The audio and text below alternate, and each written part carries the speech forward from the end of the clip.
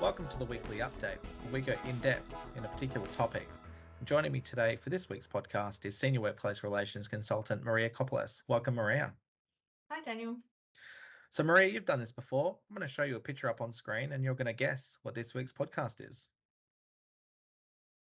Okay, so the clue is a picture of party mix lilies. I'm not sure what the topic would be today, but I'm suspecting it's somewhat of a mixed bag.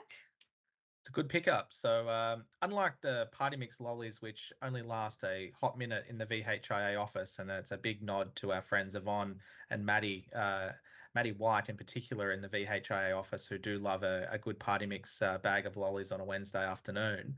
It is a mixed bag, and it is a mixed bag because we're talking about three different clauses today out of the medical scientist agreement. The annual leave clause, which is found at clause 61, the personal and carers leave clause, which is found at clause 64, and the parental leave clause at clause 70. Thanks, Daniel. I understand it would assist members if they had a copy of the agreement in front of them. That's correct. And the agreement, which is titled the Medical Scientists, Pharmacists and Psychologists Victorian Public Sector Single Interest Employers Enterprise Agreement 2021 to 2025, can be found on the VHIA website. As mentioned earlier, the clauses that we're focusing on today are clauses 61, 64 and 70. So we've got quite a bit to get through. So let's start with clause 61, annual leave. So what we'll do is we'll go through the subclauses in detail, but an overview of the changes for annual leave are as follows, and we'll show them on screen. So it includes a term which allows now for annual leave to be taken in part-day periods.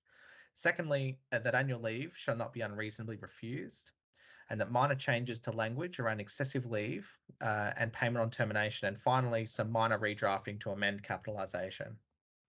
So members should now have a copy of an agreement in front of them. So should we start by taking members through the clause? We should. So the first change is with respect to the inclusion of a term which allows for annual leave to be taken in part-day periods. And that's found at subclause 61.4. And we've got that up on screen for those of you that are watching as opposed to listening. But for those that are listening, it's at 61.4 at C, and it provides that annual leave can be taken in hourly fractions for part-day periods. So this wouldn't create too much controversy, given that annual leave is accrued in hours.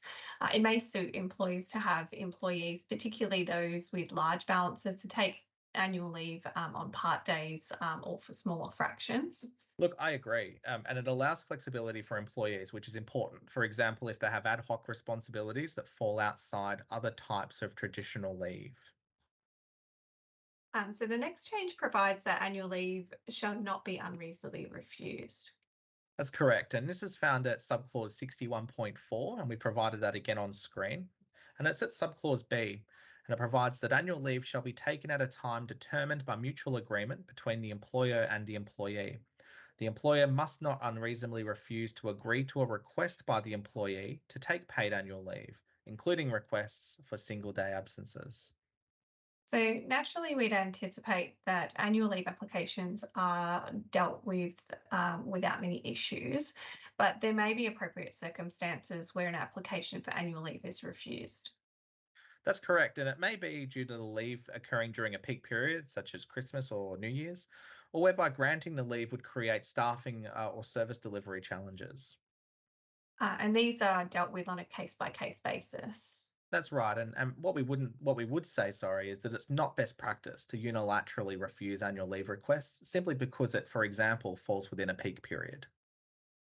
So this takes us now to a change which provides for minor changes to language around excessive annual leave and payment on termination.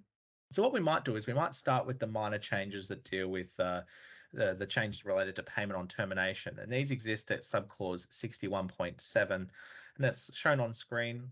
Helpfully, the title of that clause is Proportionate Leave on Termination of Employment. It provides that where employment ends, the employer must pay the employee for any untaken paid annual leave at the amount that would have been paid had they taken that period of leave.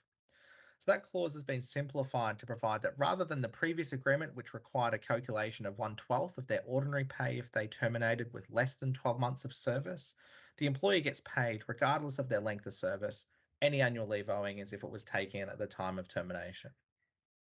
And that would bring this cohort into commonality with the NES and also our other Victorian public sector agreements. That's right. And the second change was the addition of language at Clause 62, which is a new addition dealing with excessive leave accruals.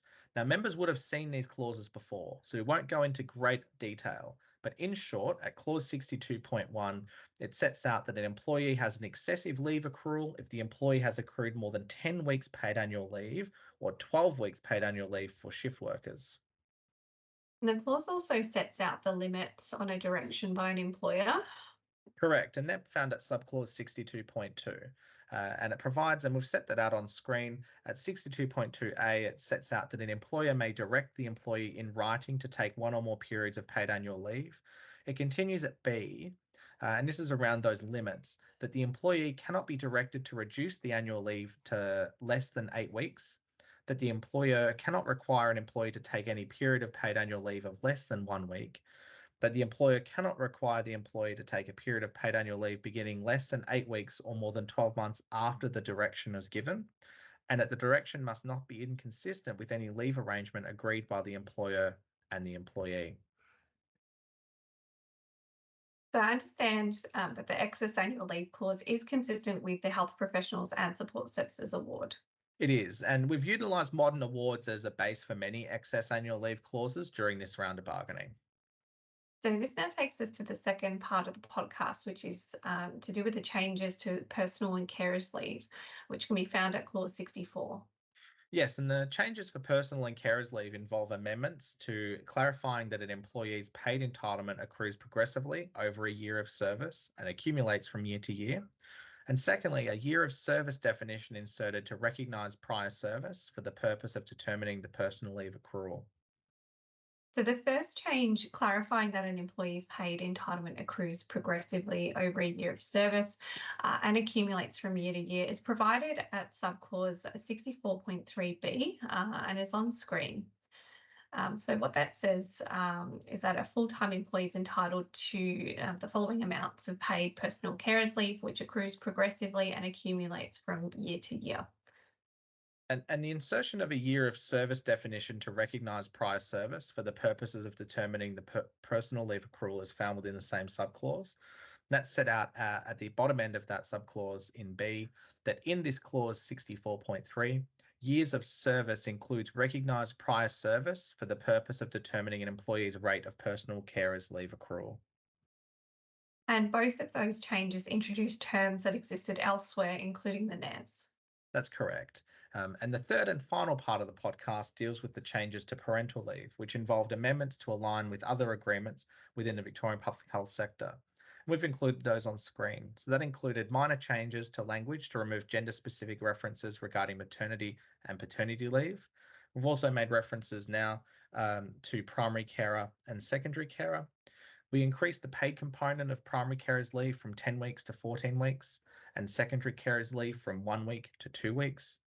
We've provided now that employer superannuation guarantee contributions are paid during unpaid parental leave, that paid parental leave must be taken contemporaneously with the birth or placement of the child or children, that a permanent employee must only require 6 months continuous service to access paid parental leave entitlements, the expanded definition of service, including service with other public sector employers, that employees' requests to return from parental leave early will not be unreasonably refused, and finally, changes to align with the National Employment Standards as agreed.